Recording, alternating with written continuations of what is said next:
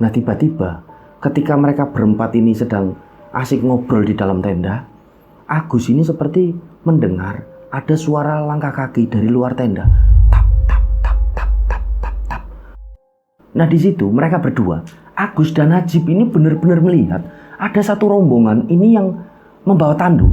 Tandu ini berada di tengah-tengah rombongan tersebut. Akan tetapi yang membuat mereka berdua benar-benar shock dan ketakutan dan hanya bisa melongo melamun karena rombongan tersebut ini tidak ada sosoknya. Jadi baju dan lain sebagainya ini benar-benar melayang, akan tetapi benar-benar terdengar suara langkah kakinya. Dan baju-baju ini melayang berjalan tap tap tap tap tap tap, dan tandu ini ada di tengah-tengahnya dibawa oleh rombongan tersebut. Bismillahirrahmanirrahim. Assalamualaikum warahmatullahi wabarakatuh. Apa kabar rencang-rencang semua? Semoga semuanya dalam keadaan sehat dan selalu diberikan kewarasan dalam berpikir. Nah, pada kesempatan kali ini ada satu cerita yang datang dari rencang kita yang berdomisili di Kediri, Jawa Timur. Nah, dia menceritakan pendakiannya bersama 7 orang temannya di Gunung Wilis via Mojo Kediri. Nah, dalam pendakian tersebut satu di antara mereka ini hilang tanpa jejak, hilang secara misterius sampai hari ini. Sampai video ini kami bawakan, kami tag, dan cerita ini dituturkan oleh satu rencang kita ini. Nah, sebelumnya kami beritahukan bahwa semua tokoh yang ada dalam cerita ini kami samarkan namanya. Ini permintaan dari si pengirim cerita, tentunya agar lebih nyaman saja dan tidak menyinggung beberapa pihak yang terlibat dalam satu kisah ini. Baik, kira-kira seperti apa yang terjadi, yang mereka ini alami dalam pendakian di Gunung Wilis via Mojo Kediri pada tahun 1997. Ini sudah cukup lama ya. Baik, sebelumnya kami ingin mengucapkan terima kasih bagi rencang-rencang semua yang sudah subscribe, like, comment, share video-video dari channel ini. Dan yang belum subscribe, yuk subscribe dulu. Dan jangan lupa untuk klik notifikasi loncengnya. Tentunya agar channel ini lebih berkembang dan kami menjadi lebih bersemangat lagi dalam membagikan cerita-cerita terbaru. Dan semoga amal kebaikan rencang-rencang semua dibalas sesuatu yang lebih besar dan berlipat-lipat oleh Allah Subhanahu wa Ta'ala. Amin. Baik, tanpa berlama-lama, segmen pengalaman pendakianmu kita mulai.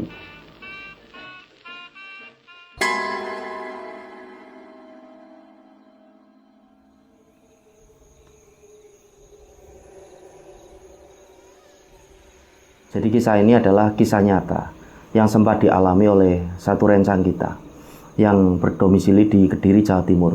Nah, seperti yang sudah saya sampaikan di depan, jadi semua tokoh dalam cerita ini sudah kami samarkan atas permintaan si pengirim cerita. Jadi di sini ada 8 orang pendaki, di mana si pengirim cerita ini sebut saja namanya Agus. Nah, Agus ini bersama 7 orang temannya, ada Najib, Aris, Andi, dan Lutfi. Nah, mereka, Agus, Najib, Aris, Andi, dan Lutfi ini teman sejak SMP. Dan kondisinya ketika melakukan pendakian tersebut, mereka ini sudah duduk di bangku SMA. Nah, mereka ini berada dalam satu SMA yang sama. Lalu ada si Ferry. Nah, si Ferry ini teman sekelasnya dari Agus di SMA tersebut. Lalu selanjutnya ada 2 orang lagi, yaitu Dedek dan Heri. Nah, Dedek dan Heri ini adalah kakak kelas dari Agus di SMA tersebut juga. Jadi mereka ini semuanya duduk di bangku SMA ketika melakukan pendakian ke Gunung Wilis via Mojo Kediri pada tahun 1997. Nah, mereka berdelapan ini merencanakan ekspedisi atau sebuah pendakian ke Gunung Wilis via Mojo di Kediri itu untuk mengisi liburan tahun baru. Jadi mereka ini berencana untuk berangkat pada tanggal 30 Desember tahun 97 dan akan pulang pada tanggal 1 Januari tahun 1998. Jadi mereka semua ini memang sudah merencanakan pendakian tersebut. Ini sudah cukup lama. Jadi memang rencana mereka ini pengen santai-santai di malam pergantian tahun ini di puncak gunung. Nah, setelah disepakati itu kan ketemu Gunung Wilis ini yang dekat dengan domisili mereka, rumah mereka. Jadi bersepakatlah mereka untuk naik di tanggal tersebut, 30 Desember 1997. Nah, singkat cerita, hari pendakian ini pun tiba. Mereka semua berkumpul berdelapan dan langsung berangkat menuju ke Gunung Wilis. Jadi sekedar untuk informasi, pada tahun 97 Gunung Wilis via Mojo Kediri ini jalurnya masih belum resmi, jadi bisa dikatakan masih jalur ilegal, dan pendakian tersebut adalah pendakian kedua mereka. Jadi sebelumnya mereka berdelapan ini sudah pernah ke sana. Nah, sesampainya di lereng Gunung Wilis, mereka ini langsung menuju ke rumah salah satu warga, di mana warga ini bernama Pak Sentot. Nah, Pak Sentot ini memang biasanya mereka ini menitipkan motor di rumah beliau. Jadi ketika pendakian pertama pun mereka menitipkan motor di rumah beliau. Dan dalam pendakian mereka yang kedua, pendakian yang kami ceritakan ini, mereka pun menitipkan motor lagi di rumahnya Pak Sentot. Nah, Pak Sentot ini seorang kakek-kakek dan beliau ini sangat ramah. Jadi memang warga asli dari lereng Gunung Wilis di Mojo Kediri tersebut. Jadi pendaki-pendaki lain pun biasanya yang ke situ juga menitipkan motornya ini di rumahnya Pak Sentot ini. Jadi ketika sampai di sana, Pak Sentot ini seperti sebelumnya menyambut mereka ini dengan sangat ramah dan mengizinkan motor dari Agus dan teman-teman ini dititipkan di sana. Setelahnya Pak Sentot ini mengantar mereka berdelapan menuju ke titik awal masuk ke jalur pendakian. Nah, sesampainya mereka berdelapan ini di titik awal untuk masuk ke jalur pendakian ini pada sekitar jam 2 siang. Nah, sampai di sana Pak Sentot ini langsung pamit kepada mereka dan memberikan pesan, sing alon ya, hati-hati ya di jalur pendakian. Karena Pak Sentot pun agak khawatir, tidak hanya kepada mereka, jadi kepada pendaki lain pun Pak Sentot ini selalu berpesan agar waspada dan hati-hati. Karena jalur di sana ini kan masih belum resmi. Nah, ketika mereka baru naik, ini jalurnya ini langsung bisa dikatakan agak menanjak. Dan jalannya ini jalan setapak, jadi kecil jalannya ini dan dipenuhi dengan semak belukar. Nah, sehingga membuat mereka ini harus membersihkan jalur, dalam artian seperti istilahnya babat alas. Nah, mereka pun jalan ini dengan waspada dan hati-hati. Nah, sekitar 1 jam mereka ini berjalan, mereka ini sampai di tanah yang bisa dikatakan datar ya, landai dan agak luas. Nah, di tempat tersebut mereka pun memutuskan untuk istirahat. Jadi sekedar untuk mengatur nafas, minum air mineral, pokoknya santai-santai dulu di lokasi tersebut. Nah, ketika mereka ini sedang istirahat, mereka ini sembari membersihkan pacet atau lintah ini yang menempel ini di kulit mereka. Jadi memang di jalur pendakian Gunung Wilis via Mojo Kediri ini terkenal lembab, jadi banyak pacet dan lintah. Lah, mereka membersihkan itu dengan air perasan tembakau. Jadi memang paling terkenal ya, untuk sekedar informasi, di jalur tersebut ini memang sangat lembab dan bisa dikatakan terkenal ekstrim. Nah, di lokasi tersebut mereka ini istirahat cukup lama karena pendakian mereka ini memang tidak terburu waktu, jadi pendakian yang santai. Nah, mereka ini istirahat, mereka ngobrol, mereka minum air mineral. Nah, pada waktu itu tenda yang mereka bawa ini cukup berat dibandingkan tenda zaman sekarang. Jadi pada tahun 97 ini mereka masih menggunakan tenda seperti tenda pramuka. Jadi yang agak ribet ketika ini didirikan. Nah, kebetulan pada waktu itu mereka semua ini aktif dalam kegiatan pramuka. Ini si Agus dan teman-teman lain ini memang bisa dikatakan aktivis lah pramuka di SMA-nya. Nah, sekitar 20 menit kemudian setelah dirasa cukup ini mereka beristirahat, mereka ini melanjutkan perjalanan. Nah, perjalanan mereka ini benar-benar gembira. Mereka ini sangat menikmati pendakian tersebut. Nah, mereka jalan sampai pada akhirnya mereka ini bertemu dengan satu persimpangan. Nah, satu persimpangan ini jalur ke atas ini untuk menuju ke hutan belantara, dan jalur yang ke bawah ini untuk menuju ke puncak. Nah, secara otomatis mereka pun mengambil jalur yang ke bawah karena mereka akan menuju ke puncak. Nah, mereka ini jalan dengan kondisi yang langit ini cukup mendung dan sudah turun gerimis pada waktu itu, karena mereka ini memang melakukan pendakian di bulan-bulan hujan. Jadi jalan ini selain setapak, jalannya ini karena diguyur gerimis ini menjadi agak licin. Mereka ini jalan sangat hati-hati sekali sambil menikmati perjalanan mereka. Nah, mereka ini terus jalan ini dengan kondisi yang sangat hati-hati. Mereka ini waspada karena kiri jalur pendakian mereka yang jalan setapak itu adalah jurang. Jadi mereka ini benar-benar hati-hati. Nah, mereka ini jalan pada sekitaran 1 jam kemudian, sampailah mereka ini di satu titik lokasi di mana lokasi tersebut cukup luas.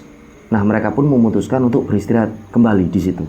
Nah, di lokasi tersebut pada pendakian sebelumnya, jadi pendakian pertama mereka ke Gunung Wilis Via Mojo tersebut, lokasi itu adalah lokasi di mana mereka ini pernah mendirikan tenda. Jadi mereka pun memutuskan untuk mendirikan tenda kembali di situ. Jadi karena lokasinya agak luas, jadi kan enak. Akan tetapi pada waktu itu agak kotor dan mereka pun membersihkan lokasi tersebut. Jadi setelah lokasi tersebut dibersihkan, mereka pun mulai mendirikan tenda dengan kondisi yang langitnya masih cukup mendung dan gerimis ini masih turun dengan rintik-rintik. Nah, setelahnya 2 di antara mereka, yaitu si Najib dan Lutfi, ini mendapatkan tugas untuk membuat perapian. Nah, mereka berdua ini membuat perapian dengan kayu bakar yang sudah mereka bawa dari rumah. Nah, mereka membuat perapian. Setelah perapian itu jadi seperti api unggun kecil gitulah. Nah, Lutfi dan Najib ini langsung merebus air untuk mereka menyeduh kopi dan juga untuk keperluan mereka memasak. Jadi di tahun itu, tahun 97, kondisinya ini belum ada kompor portable seperti zaman sekarang. Jadi untuk sekedar informasi saja ya rencang-rencang. Nah, ketika pendaki ini akan masak, akan merebus air ataupun menghangatkan badan, itu harus membuat seperti perapian ataupun api unggun kecil. Dan kayu yang dipakai ini kayu yang dibawa dari rumah. Kalau enggak ya bisa ambil di hutan di gunung tersebut, ranting-ranting kayu yang sudah putus. Akan tetapi pada waktu itu karena kondisi ketika mereka mendaki ini sedang gerimis, kayu ini pada basah, akhirnya mereka menggunakan kayu bakar yang mereka bawa sendiri dari rumah. Nah, teman-teman yang lain selain dari Najib dan Lutfi, ini ada Agus, ada Aris, ada Peri, ada Dede, ada Heri, ini pun menyiapkan tenda. Setelah tenda siap, tenda ini didirikan. Jadi mereka berdelapan ini mendirikan 2 tenda. Nah, seperti yang saya sampaikan di depan, tenda yang mereka bawa dan dirikan itu menggunakan tenda seperti pramuka gitu, yang masih segitiga, menggunakan kayu-kayu gitu. Jadi masih agak ribet dan mereka pun proses mendirikannya ini cukup lama. Nah, kalau dibandingkan dengan tenda ataupun dum pada zaman sekarang tahun 2000-an, ini sudah sangat jauh berbeda ya. Nah, setelah semuanya siap, dalam artian tenda sudah berdiri, perapian sudah jadi, mereka berdelapan ini berkumpul di depan perapian untuk menghangatkan badan. Dan pada waktu itu gerimis sudah reda, akan tetapi hawa ini masih sangat dingin setelah gerimis. Nah, mereka berkumpul, mereka ngobrol, menghangatkan badan sembari mereka ini menata logistik untuk mereka masak dan makan malam. Nah, setelah makanan matang, mereka pun langsung makan malam. Jadi pada waktu itu ketika mereka makan malam, kondisinya sudah jam 6:30. Nah, mereka makan, setelah selesai makan ini mereka langsung menyeduh kopi. Mereka ini ngopi, mereka ngobrol-ngobrol, jadi gendu-gendu rasa. Jadi seperti bercerita, curhat-curhatan. Pokoknya mereka sangat menikmati suasana pada malam itu.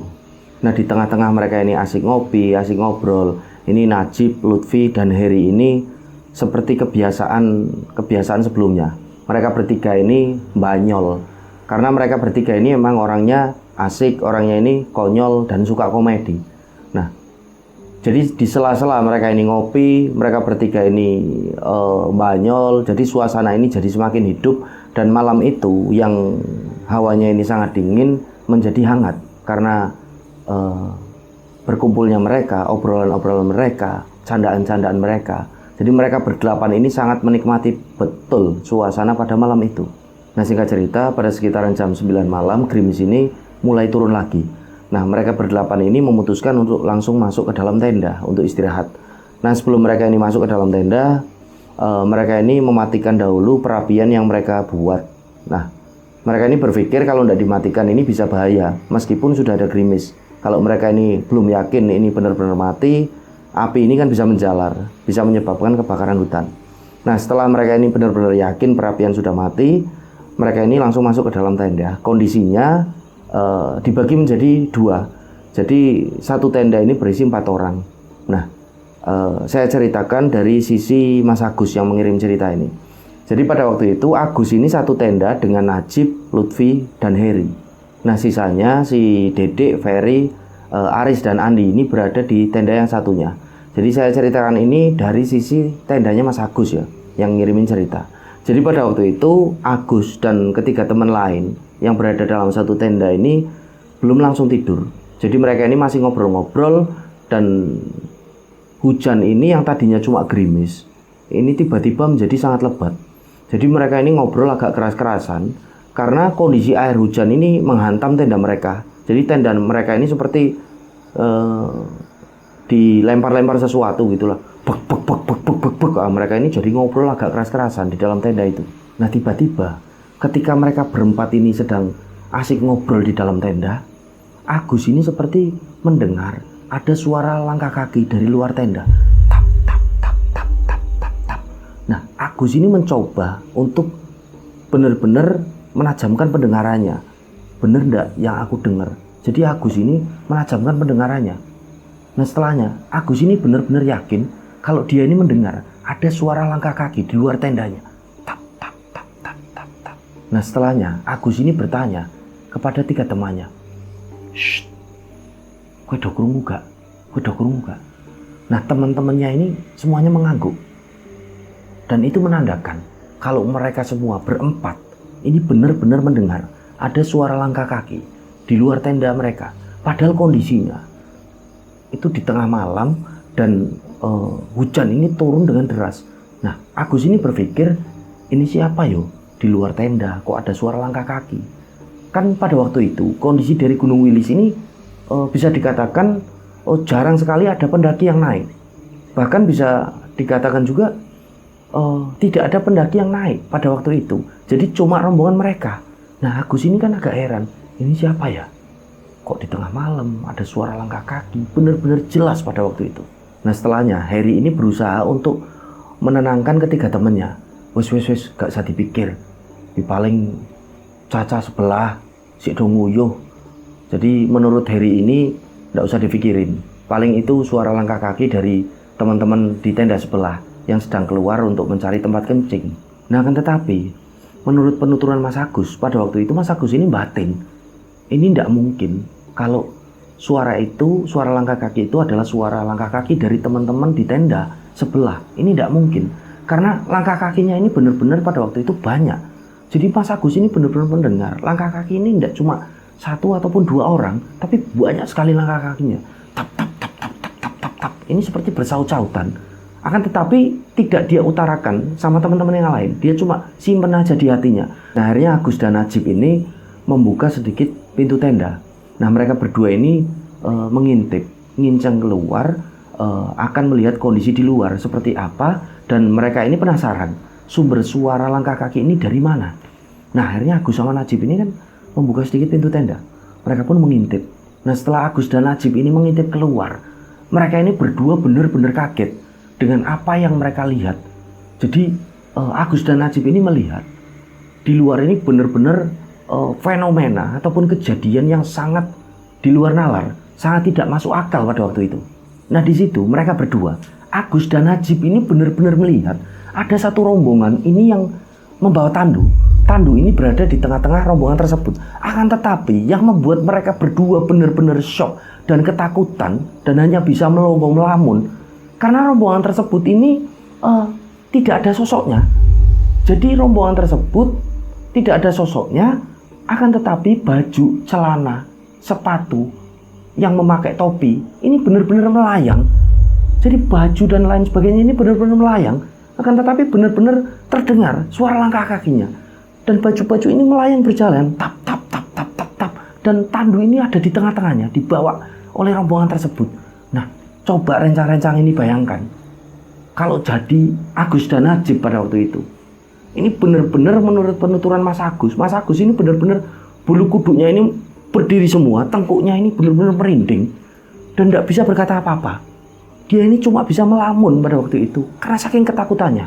Jadi untuk sekedar informasi, jalur tersebut di Gunung Wilis via Mojo Kediri tersebut adalah jalur yang pernah dilalui oleh rombongan dari Jenderal Sudirman dan anak buahnya ketika menuju ke Jawa Tengah pada era Perang Kemerdekaan Indonesia.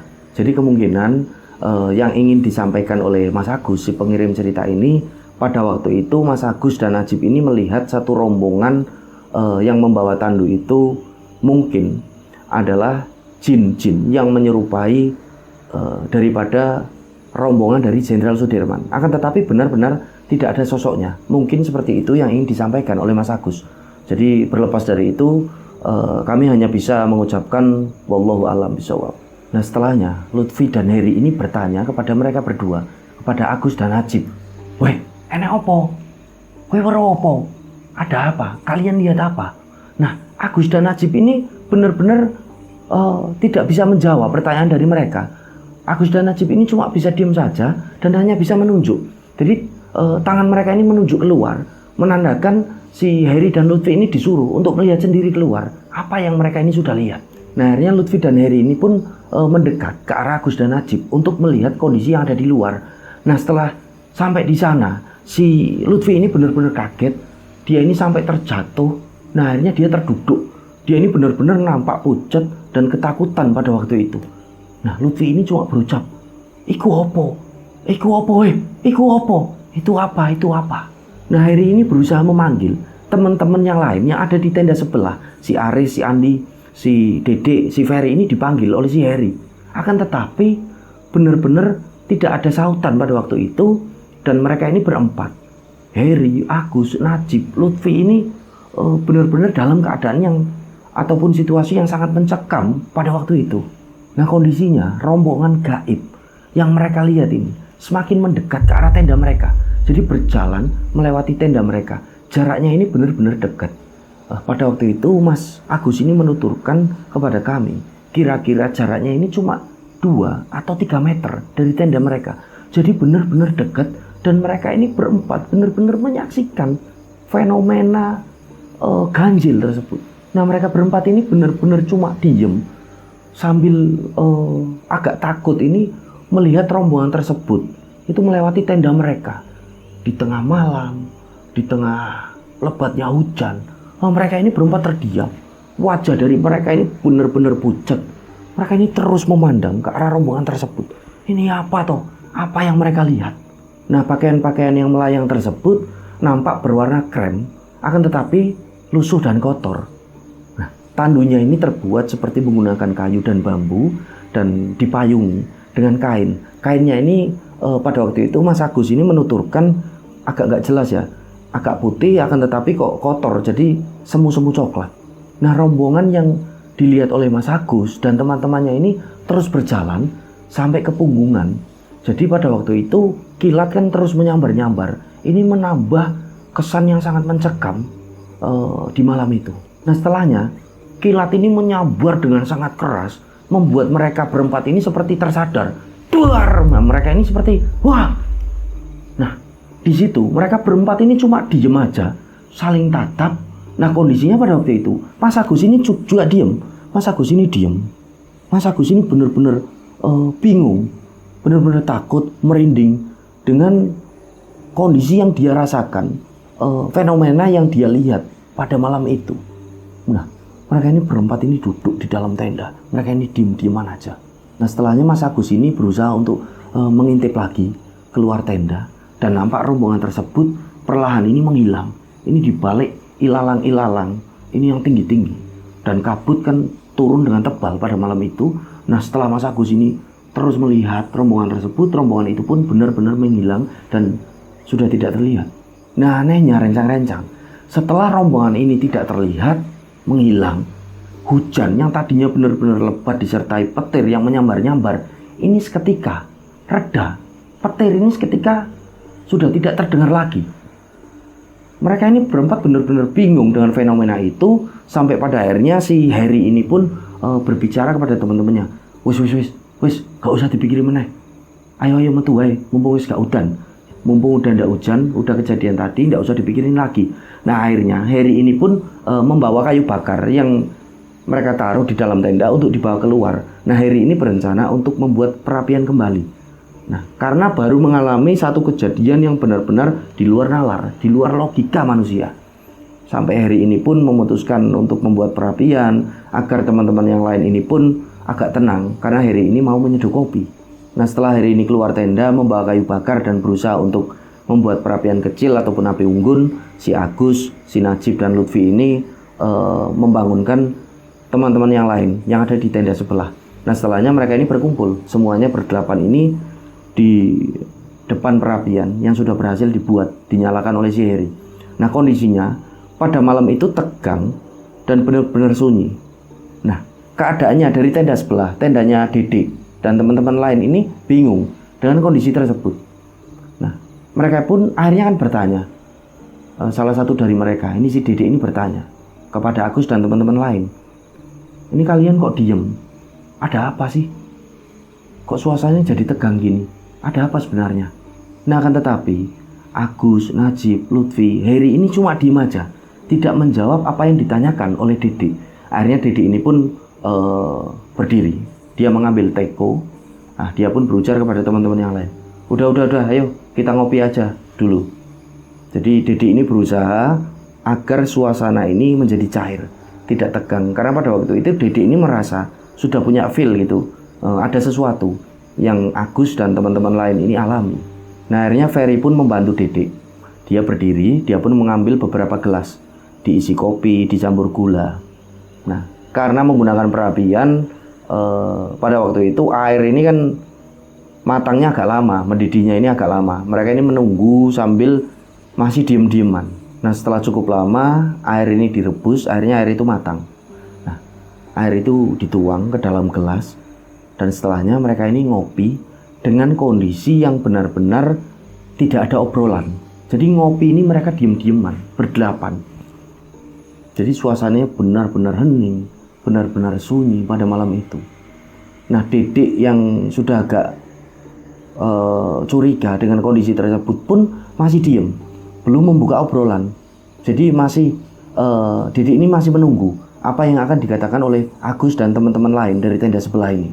Nah setelah agak lama mereka diem-dieman dan Agus ini merasa sudah agak tenangan, Agus pun mulai membuka obrolan. Akan tetapi dia tidak membahas mengenai kejadian mistis yang baru saja dia dan 3 temannya ini alami.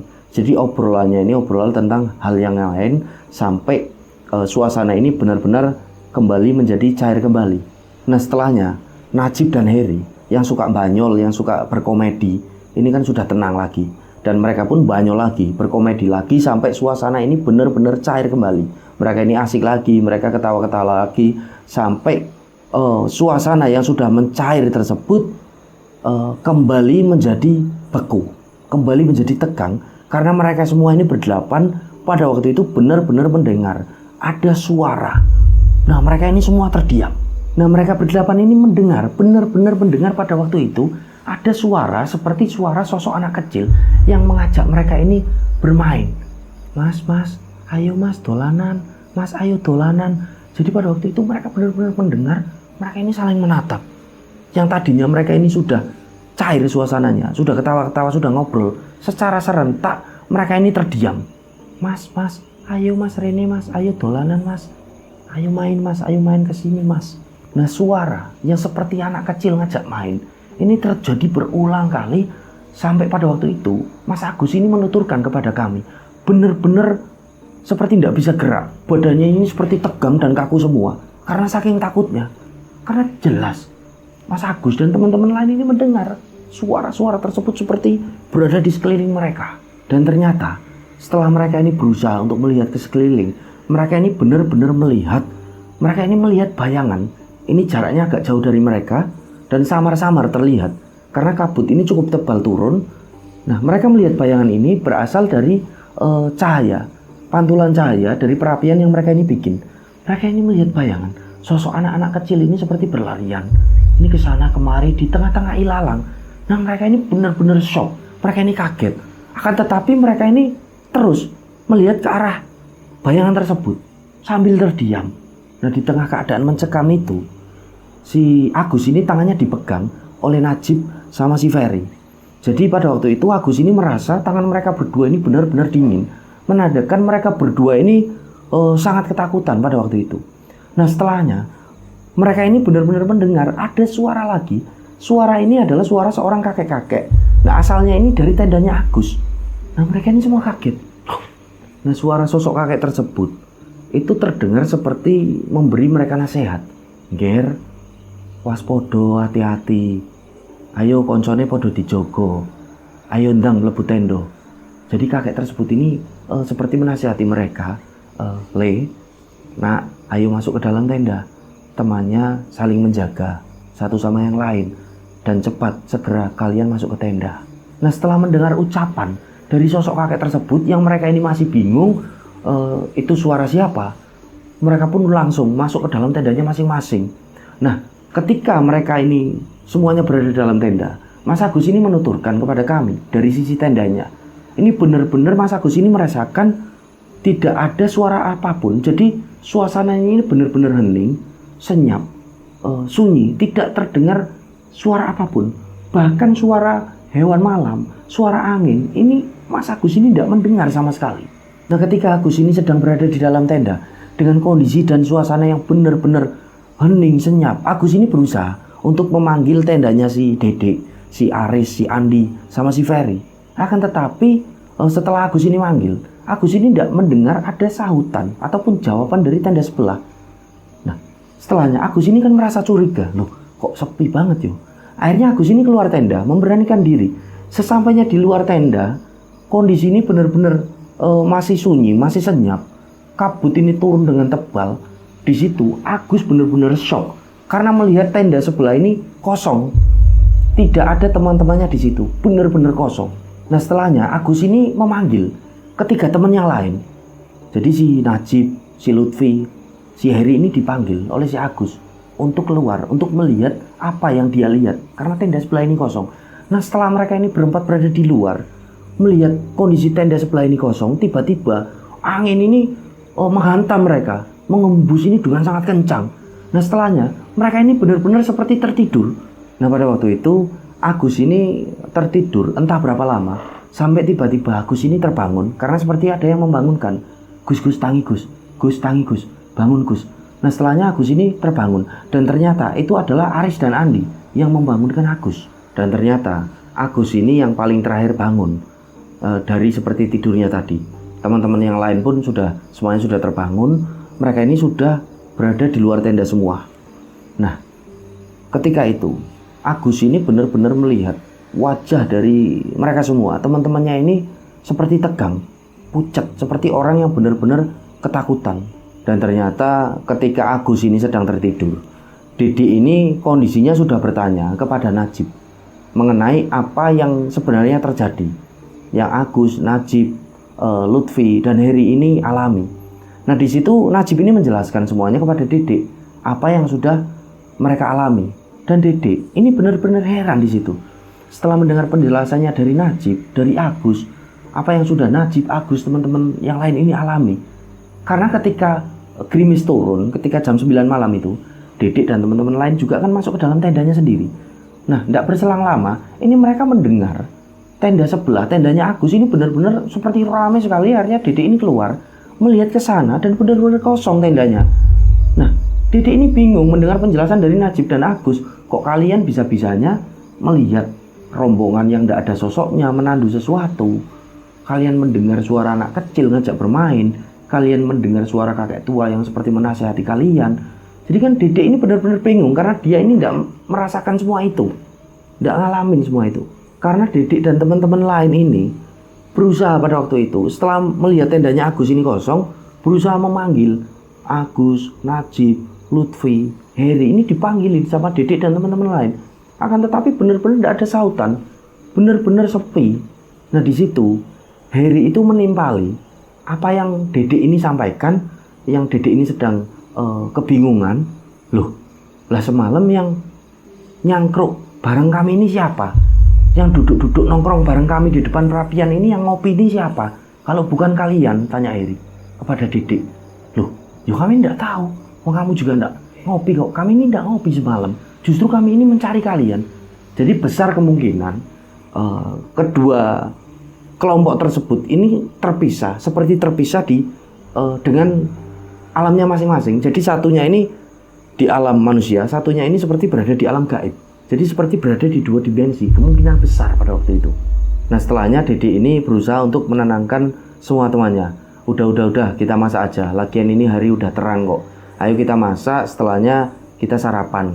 Nah, setelahnya masakan ini matang, mereka sarapan. Nah, ketika mereka ini sedang sarapan, Dedi ini bilang sama semua temannya, udah pendakian kita sampai di sini aja. Nggak usah dilanjut. Udah nggak bagus pendakian kita. Mending kita langsung turun aja habis ini. Nah, anehnya pada waktu itu, si Najib, si Ferry, dan Harry ini justru memaksa untuk tetap naik, untuk tetap menuju ke puncak. Nah, secara logika, rencang-rencang, ketika pendaki ini sudah mengalami beberapa kejadian ganjil dan beberapa ya, tidak hanya satu yang mereka ini alami, logikanya ini mereka ini akan turun. Pendaki lain pun akan seperti itu karena kondisinya tidak bagus pendakiannya. Akan tetapi pada waktu itu anehnya, 3 dari mereka ini tetap memaksa untuk naik. Nah, di situ sempat akan terjadi baku hantam antara Ferry dan Andi. Jadi sama-sama ngotot pada waktu itu. Nah, kondisi dari Mas Agus, si pengirim cerita ini agak terpancing emosinya pada waktu itu melihat kondisi ini yang benar-benar kacau. Nah, setelahnya si Andi ini berteriak dengan suara yang sangat keras. Jadi Andi ini berteriak kepada teman-temannya semua. Ini bukan masalah takut atau berani. Ini lebih kepada keselamatan kita semua. Ayo toh, wis dang medun wae, turun saja. Ndak usah maksain buat muncak, ndak usah maksain buat naik. Nah, setelahnya Dede ini nampak seperti menengahi semua temannya yang sudah bisa terjadi ini baku hantam yang lebih besar pada waktu itu. Dede ini berusaha menengahi. Nah, setelah semuanya sepakat, mereka pun beres-beres. Jadi jalur yang mereka lewati setelahnya ini benar-benar ekstrim. Jalur ini terus menanjak, jalur punggungan tersebut. Nah, jalur tersebut juga dipenuhi dengan ilalang-ilalang yang sangat tinggi. Tingginya ini menurut penuturan dari Mas Agus, ini setinggi orang dewasa. Jadi fisik dan mental mereka ini benar-benar diuji untuk bisa sampai ke puncak. Nah, perjalanan yang mereka butuhkan untuk sampai ke puncak ini estimasinya kira-kira 4-5 jam.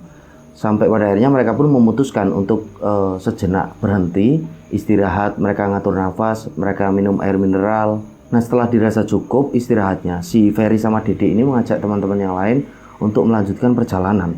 Nah, sebelum mereka lanjut jalan, kabut ini nampak sudah mulai turun dengan cukup tebal. Nah, pada waktu itu si Andi ini sempat berucap kepada teman-temannya kalau dia ini perasaannya agak tidak enak. Aku kok rasanya gak enak yo. Pokoknya koyo ono sing ganjel ning atiku. Nah, ternyata teman-teman yang lain juga punya perasaan, feel yang sama dengan Andi. Sampai pada akhirnya Andi ini memberi ide untuk mengeluarkan tali yang mereka bawa untuk diikatkan antara mereka satu persatu. Jadi untuk jaga nih. Karena benar-benar treknya ini ekstrim. Ini nanjaknya ini benar-benar sangat bisa dikatakan sadis. Nah, setelah tali itu dikeluarkan dari tasnya Agus, tali ini tali pramuka dan panjangnya ini kira-kira 15 meteran. Nah, setelahnya tali ini pun mulai diikatkan antar mereka. Jadi dimulai dari Dedek yang paling depan. Nah, jadi setelahnya ini sambung menyambung. Tadi dimulai dari Dedek yang paling depan diikatkan. Setelahnya di belakangnya teman-teman yang lain sampai pada ke Najib. Najib ini jalannya di depannya si Agus pada waktu itu. Nah, yang paling belakang ini si Harry. Jadi tujuan daripada mereka ini mengikatkan tali tersebut agar kalau ada sesuatu, contohnya ketika mereka ini salah satu terperosok ataupun jatuh ke dalam jurang, mereka semuanya akan tertarik. Jadi akan tahu siapa temannya yang jatuh. Nah, setelahnya perjalanan ini mereka lanjutkan. Dan sesekali Dede yang berjalan paling depan ini menebas ilalang yang benar-benar menghalangi jalur. Jadi mereka ini terus jalan dan belum lama mereka jalan, masih sekitaran 15 menit. Kabut ini tiba-tiba turun dengan sangat tebal. Nah, nampak dari barisan paling depan yang jalan paling depan sebagai leader, si Dede ini sebagai navigator ini berteriak ke teman-temannya di belakangnya itu. Gimana ini teman-teman? Aman? Piye, aman kabeh yo. Nah, setelahnya semua temannya ini menjawab aman. Nah, Dedek pun kembali mengingatkan, tetap waspada ya, hati-hati. Pokoknya kalau ada apa-apa, ada sesuatu langsung komunikasikan. Jadi Dedek ini merasa karena kabut ini turun dengan sangat tebal, dia ini agak khawatir Makanya dia ini agak cerewet pada waktu itu. Tujuannya ini agar teman-temannya ini menjadi waspada. Jadi karena kabut ini turun dengan tebal, itu kan jarak pandang mereka walaupun jaraknya nggak begitu jauh, akan tetapi menjadi terbatas jarak pandangnya. Nah, sekedar untuk informasi, menurut penuturan dari Mas Agus ini kepada kami, mereka ini jalan dari Punggungan untuk menuju ke Puncak 17. Ini estimasinya kan 4-5 jam. Nah, mereka ini jalan mulai jam 11 siang. Pada waktu itu kabut ini turun dengan tebal, meskipun siang, jadi kan nampak gelap dan jarak pandang ini terbatas. Dan maksimal mereka ini harusnya sampai di Puncak 17 ini pada sekitaran jam 4 sore, itu udah sangat maksimal. Nah, Puncak 17 ini adalah nama puncak yang melalui jalur Mojo Kediri. Puncak Gunung Wilis dari jalur Mojo Kediri ini namanya Puncak 17. Nah, memang di Gunung Wilis ini ya rencang-rencang sedikit informasi, memiliki beberapa puncak. Kalau tidak salah ini yang tertinggi Puncak Ngeliman. Coba nanti kalau saya salah dikoreksi ya di kolom komentar. Nah, setelahnya mereka ini terus berjalan dan sampai pada akhirnya mereka ini tiba di satu lokasi. Lokasi ini adalah seperti tanjakan yang paling ekstrim. Tanjakannya ini bisa dikatakan 80 derajat. Jadi sangat-sangat nanjak. Nah, dari Punggungan tadi, sesampainya di lokasi tanjakan yang paling ekstrim tersebut, tanjakan terakhir untuk sampai menuju ke puncak, ini tidak ada kendala apapun. Mereka ini baik-baik saja. Dan coba rencang-rencang bayangkan, setelah mereka melewati Punggungan yang benar-benar tadi sadis, ekstrim, ini mereka ketemu lagi dengan lokasi yang tanjaknya ini benar-benar 80 derajat. Nah, mereka ini pun memutuskan untuk beristirahat sejenak sebelum melewati tanjakan tersebut. Nah, di situ Dede sebagai navigator, sebagai leader, ini melihat raut muka dari teman-temannya ini udah pucat semuanya karena kecapean. Nah, disitulah Dede ini berteriak, "Ayo teman-teman, semangat! Bentar lagi kita sampai puncak. Jangan nyerah di sini. Ayo semangat!" Nah, teman-teman yang lain pun seperti mendapat suntikan energi lagi.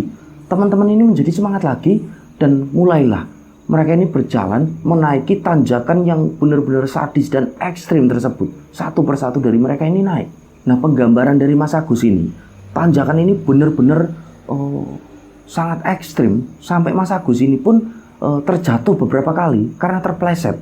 Dan untungnya pada waktu itu tidak ada satupun dari mereka ini yang sempat terjatuh ataupun terperosok. Jadi mereka ini benar-benar berjuang untuk sampai bisa ke puncak. Nah, Agus ini sempat ya, ketika di tengah-tengah menaiki tanjakan ekstrim tersebut, dia ini seperti ada perasaan yang tidak enak. Perasaannya ini seperti ganjil.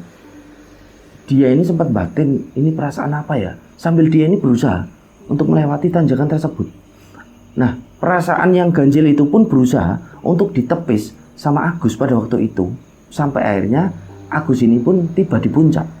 Dan sampai pada akhirnya mereka semua ini sudah tiba di puncak. Nah, mereka ini benar-benar bahagia karena itu adalah kali kedua dari mereka ini berada di Puncak 17 dari Gunung Wilis. Sebelumnya kan mereka sudah sampai ke sana pada pendakian pertama. Nah, ketika mereka ini sedang bergembira, tiba-tiba Heri ini bertanya dengan teman-temannya, "Loh, lah ini Najib di mana?" Dan setelah Heri ini menanyakan keberadaan Najib, si Agus ini baru seperti baru tersadar, ternyata itulah perasaan ganjil yang sempat dia rasakan. Karena ketika naik, yang harusnya Najib ini berada tepat di depannya si Agus, ini Agus seperti baru sadar yang di depannya ketika naik ini bukan si Najib, akan tetapi si Ferry. Nah, disitulah mereka semua pada akhirnya panik karena tidak melihat keberadaan dari Najib. Sampai pada akhirnya si Dede ini pun berbicara dengan suaranya ini yang benar-benar terdengar bergetar pada waktu itu. "Loh, kok petang ya? Kok udah gelap ya?" Nah, akhirnya mereka semua ini melihat ke jam tangan masing-masing. "Loh, kok udah jam 8 malam?" Mereka ini semua bingung karena mereka ini yakin betul ketika mereka ini naik di tanjakan, kondisinya ini masih benar-benar terang dan jarak untuk menaiki tanjakan untuk bisa sampai ke puncak ini hanya berselang beberapa menit. Akan tetapi ketika mereka sampai puncak kok udah jam 8 malam, udah gelap. Jadi mereka ini benar-benar bingung, benar-benar heran pada waktu itu. Akhirnya di tengah kepanikan itu, 3 dari mereka, ini si Andi, si Dede, dan Heri ini memutuskan untuk mendirikan tenda. Sembari mereka ini menunggu barangkali Najib ini nanti datang. Nah akhirnya mereka semua ini bahu-membahu ya, mendirikan tenda di puncak. Jadi dengan kondisi yang benar-benar kecapean, mereka ini sedang panik, sedang bingung dengan keberadaan Najib yang belum jelas ini di mana. Nah, pada akhirnya tenda pun berdiri. Nah, dalam kondisi tersebut, Agus ini nampak paling khawatir. Dia ini wajahnya ini benar-benar seperti wajah yang sangat panik.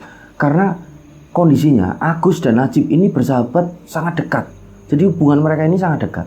Nah, ketika Agus ini sedang melamun, sedang memikirkan kondisi dari satu sahabatnya Najib ini di mana, tiba-tiba baunya ini ditepuk oleh salah satu dari mereka, yaitu si Ferry. Gus, ojo ngelamun. Ayo dewe kumpul bareng-bareng wae. Kita kumpul bersama-sama, kita doakan Najib agar baik-baik saja. Aku punya keyakinan kok Najib ini sebentar lagi akan sampai di sini. Najib ini paling di belakang, dia paling carry. Dia ini berada di urutan paling belakang menurut penuturan dari Mas Ferry ini kepada Agus. Nah setelahnya mereka semua ini berkumpul, mereka berdoa agar Najib ini baik-baik saja. Nah di situ si Andi ini menawarkan kepada teman-temannya untuk bikin mie instan dan menyeduh kopi, sekedar untuk menghangatkan badan. Nah pada waktu itu Agus ini sebenarnya bisa melihat ya ke wajah teman-teman yang lain ini juga panik, khawatir akan keberadaan Najib ini ada di mana. Karena wajah, raut muka itu kan tidak bisa bohong ini rencang-rencang. Jadi benar-benar pada waktu itu nampak semuanya ini panik. Akan tetapi mereka ini berusaha untuk menyembunyikan rasa khawatirnya, rasa paniknya. Nah setelah perapian ini jadi, mereka pun segera memasak mie instan, mereka merebus air. Nah setelahnya mereka ini makan. Nah setelah makan, mereka semua ini memutuskan untuk tidak tidur. Jadi mereka ini akan menunggu kedatangan dari Najib. Barangkali Najib ini nanti datang, atau dengan tiba-tiba Najib ini meminta pertolongan. Karena kondisi dari Najib ini belum jelas, ini di mana pada waktu itu. Nah singkat cerita, pada sekitaran jam 2, ini dini hari, ada satu keadaan yang memaksa mereka semua ini untuk segera turun, untuk langsung turun pada saat itu juga. Nah, kondisinya mereka ini kan sedang ngopi. Jadi dibagi menjadi 2 kelompok pada waktu itu. 3 orang dan 4 orang. Jadi 3 orang ini berada di tenda. Nah, 4 orang ini berada di luar tenda, di seberang tenda. Nah, tiba-tiba kabut ini turun dengan sangat tebal dan hawa ini menjadi sangat dingin. Walaupun perapian ini masih menyala-nyala di tengah-tengah mereka. Nah, tidak lama kemudian, dari jarak yang agak jauh, mereka ini benar-benar melihat ada bayangan ini yang menuju ke arah mereka. Nah, bayangan tersebut ini masih samar-samar, jadi belum nampak jelas. Ini semakin mendekat ke arah mereka, ke arah tenda mereka. Dan ketika bayangan itu benar-benar sudah dekat sekali dengan tenda mereka, mereka ini baru benar-benar bisa melihat dengan jelas kalau bayangan yang mereka lihat ini berbentuk seekor macan, dan ini ukurannya sangat besar. Nah, mereka semua ini benar-benar shock. Bahkan mereka ini tidak bisa menggerakkan tubuh mereka. Jadi mereka ini benar-benar terpaku melihat bayangan yang berbentuk seekor macan ini yang benar-benar ukurannya besar. Dan setelahnya, bayangan tersebut seperti berada di tengah-tengah mereka. Nah, kondisinya ini bayangan besar macan tersebut berada di atas perapian dan seolah-olah sedang memandangi mereka ini satu persatu dengan tatapan yang sangat tajam. Nah, setelahnya mereka ini melihat sosok yang berbentuk macan, bayangan tadi ini seolah-olah menjelma, seperti menjadi nyata dan menjadi seekor macan yang benar-benar nyata. Jadi macan ini macan hitam seperti macan kumbang, matanya ini menyala merah. Dan yang membuat mereka ini benar-benar heran lagi, macan ini berada di atas perapian, akan tetapi tidak terbakar. Nah, macan ini masih terus memandang dan menatap tajam ke arah mereka. Dan mereka semua ini berada tepat di kaki depan dan belakang, karena kondisi mereka ini kan berseberangan. Nah, rencang-rencang bisa bayangkan, ini ukuran macan ini besarnya itu seberapa. Jadi benar-benar besar menurut penuturan dari Mas Agus pada waktu itu. Dan setelahnya, macan ini benar-benar seperti berucap kepada mereka, seperti memberi isyarat untuk mereka ini segera turun. Jadi suara dari macan tersebut adalah suara yang Mas Agus dengar. Ini ketika Mas Agus ini melihat ada rombongan baju melayang itu. Setelahnya, jadi suara macan tersebut adalah suara kakek-kakek tua. Jadi suaranya ini penuh welas asih, akan tetapi ini terdengar berwibawa. Ger, ayo ndang medun. Nek kowe gak pengen mati ning puncak. Le, ayo segera turun. Kalau kalian ini tidak ingin tewas di puncak. Pokoknya kowe kabeh gak usah kuwatir. Koncomu api-api ae. Wis saiki meduno. Pokoknya kalian ini tidak usah khawatir semuanya. Teman kalian ini baik-baik saja. Sudah, kalian turun sekarang. Setelah sosok macan besar tersebut berucap seperti tadi, ini mereka ini seperti tersadar dan memutuskan untuk langsung beres-beres pada waktu itu. Karena mereka ini benar-benar ketakutan dengan fenomena yang baru saja ini mereka alami. Nah, mereka ini beres-beres tenda. Tenda ini kembali dimasukkan ke dalam tas. Cangkir, piring yang habis mereka ini buat makan, buat minum kopi, ini mereka bersihkan semua dengan sangat cepat. Nah, pada waktu itu benar-benar Mas Agus ini menuturkan kepada kami kejadian yang paling membuat Mas Agus ini sampai kakinya ini bergetar itu ketika melihat dan mendengar sosok macan yang ada di depan tenda mereka di atas perapian yang seperti tidak terbakar itu. Nah, pada waktu beres-beres tersebut, Agus ini juga sempat melihat dua temannya, si Andi sama si Ferry ini benar-benar ketakutan karena nampak dari mata mereka ini mengeluarkan air mata karena saking ketakutannya mereka berdua. Nah, setelah semuanya beres, mereka pun langsung memutuskan untuk turun pada dini hari itu juga, pada sekitaran jam 3. Nah, mereka ini turun. Nah, ketika turun, mereka ini sempat mengalami satu kejadian di luar nalar lagi. Jadi ketika mereka naik menuju ke puncak, mereka kan sempat melewati satu tanjakan yang benar-benar ekstrim yang sampai 80 derajat tadi. Nah, ketika turun, Mas Agus ini menuturkan kepada kami, Mas Agus ini dan teman-teman lain benar-benar tidak melihat adanya tanjakan tersebut. Jadi mereka ini benar-benar bingung. Akan tetapi mereka ini tetap turun dengan cara agak berlari pada waktu itu karena benar-benar ketakutan. Nah, sampai pada akhirnya mereka ini sampai di bawah pada sekitaran jam 6 pagi. Nah, sedikit untuk catatan, ini benar-benar aneh rencang-rencang. Jadi perjalanan ini kan dibutuhkan dari bawah sampai puncak ini harusnya sekitaran 7 jam. Kalau dari tanjakan ini kan estimasinya 4 jam. Nah, ini mereka turun ini dari puncak. Ini kan sekitaran jam 3 ini dini hari. Sampai di bawah ini kok jam 6 pagi. Jadi kan mereka ini cuma 3 jam turun. Yang harusnya mereka ini sampai di bawah ini jam 9. Kalau tidak jam 10 pagi. Jadi benar-benar aneh pada waktu itu. Jadi serasa ini mereka jualan benar-benar sangat cepat. Nah, mereka ini semua baru tersadar. Tersadar seperti perjalanan turun mereka ini sangat cepat. Ketika Harry, ini salah satu di antara mereka ini berteriak. Loh, kok teko ngisor? Kok udah sampai bawah? Kok cepet banget ya? Jadi teman-teman ini baru seperti tersadar. Kok dewek ki tekan ngisor kok 3 jam tok yo? Kok kudune kan jam 9 apa jam 10? Jadi teman-teman ini pun merasa harusnya ini jam 9 pagi. Kalau udah jam 10, mereka ini sampai bawah. Nah, itu mereka sampai di bawah jam 6. Mereka ini semua benar-benar kaget pada waktu itu. Nah, anehnya lagi rencang-rencang. Menurut penuturan dari Mas Agus, ketika mereka jalan turun ini, jalannya ini agak cepat, mereka ini tidak merasa capek sama sekali setelah sampai di bawah. Nah, pada akhirnya mereka ini semua duduk kan, ketika udah sampai di bawah, dan tidak berselang begitu lama, Pak Sentot ini datang menjemput mereka. Pak Sentot yang rumahnya untuk mereka ini menitipkan kendaraan mereka. Nah, setelahnya Agus ini yang agak heran ini bertanya kepada Pak Sentot, Pak, kok ngertos kula pun manda, Pak? Nah, teman-teman yang lain pun juga bingung. Pak Sentot kok udah tahu mereka ini kok udah sampai bawah pada pagi itu, pada jam 6 pagi itu. Nah, Pak Sentot ini menjawab. Jawaban Pak Sentot ini benar-benar membuat mereka ini kaget sekali lagi. Loh, lah kemarin kan yang bilang ini Najib. Najib ini kan turun lagi, balik lagi ke griyone kulo, ke rumah saya, ndak jadi ikut naik. Nah, mereka ini diem.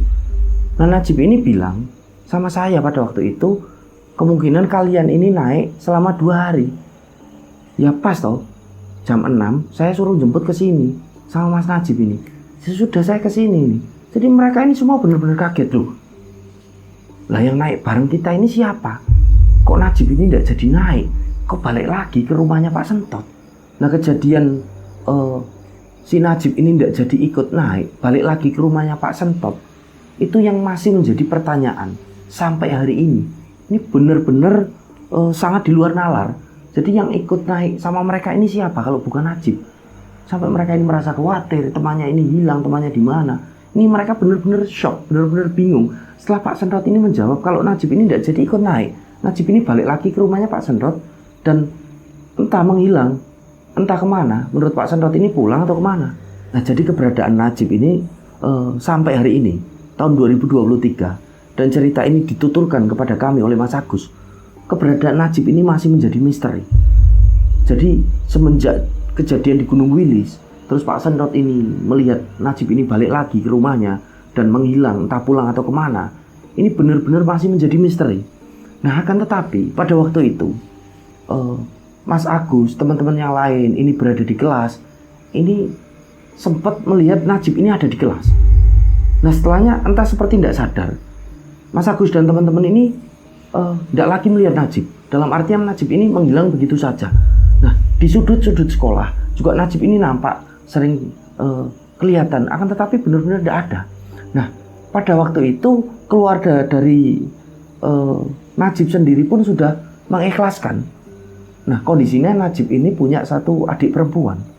Jadi adik perempuannya ini sempat ketika pada waktu itu melaksanakan akad nikah, Najib ini seperti menjadi wali.